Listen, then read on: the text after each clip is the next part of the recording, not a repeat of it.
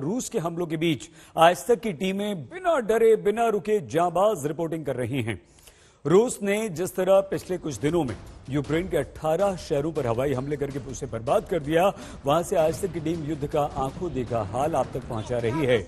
आज रिपोर्टिंग के दौरान ऐसा समय भी आया जब हमारी संवाददाता मौसमी सिंह ज़पोरिज़िया में युद्ध के मैदान में फंस गई, क्योंकि इस दौरान रूस के हवाई हमले शुरू हो गए। रूस के हमलों के बीच देखिए मौसमी सिंह की ये जांबाज reporting.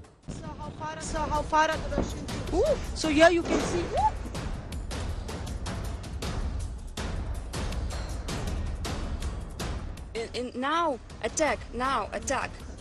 How far are the Russian troops? Can you ask how far are the Russian troops? So here you can see that the attack is happening. We will have to move and the Russian troops are very close. यहाँ से बहुत करीब है और हम लोग को यहाँ से निकलना पड़ेगा।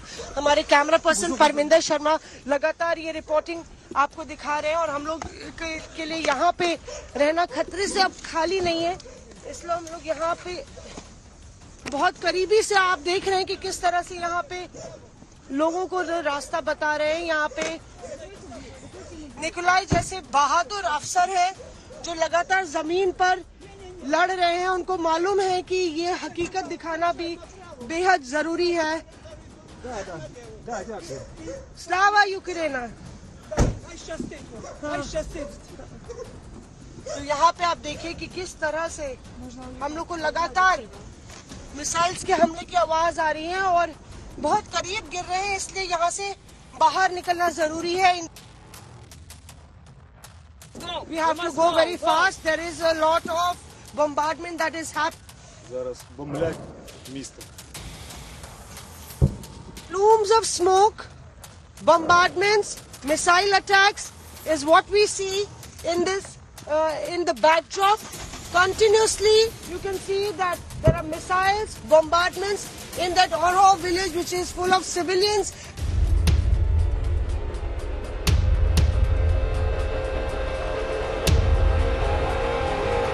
स्कूल की चौखट बनी है रणभूमि। ये स्कूल का एक फाटक है जहां से बच्चे रोज स्कूल जाते थे और जहां हम खड़े हैं ये जो गड्ढा है ये यहाँ पे बम गिरा, 12 घंटे नहीं हुए बम गिरे हुए, जहां से आपको हम ये तस्वीरें दिखा रहे हैं और किस तरह से देखिए आप पूरी लोहे की सरिया इस तरह से पूरी टूट गई है। ये वो स्कूल है जहां पे लगातार शेलिंग हो रही है और टाउन में और पूरी शीशे टूटे हुए हैं। ये तस्वीरें दोबारा लगातार जिस तरह से दोहराई जा रही हैं टेलीविजन स्क्रीन्स पे, ये हर एक तस्वीर हजारों लाखों लोगों की जिंदगी से जुड़ी है। यहाँ पे आप देखिए कि पूरे शीशे तितर बितर पड़े हुए हैं।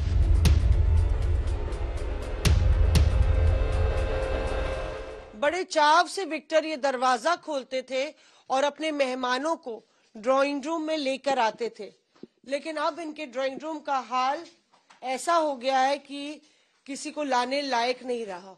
और क्योंकि युद्ध छिड़ा है इसलिए ऐसा गदर इनके घर पर टूटा कि अब कुछ इस तरह से अपनी जिंदगी को ये बटोर रहे हैं। आप देखिए कि किस तरह से घर छोड़ के जा नहीं सकते और कैसे एक तरीके से रह के मर रहे हैं विक्टर। यहाँ पे पूरा घर जो है आपका तबाह हो गया, मिसाइल गिरी थी यहाँ पे और ये ड्राइंग रूम की तस्वीर है। यहाँ से आप आइए भीतर तो सारा घर इस कमरे में समेट रखा है उन्होंने।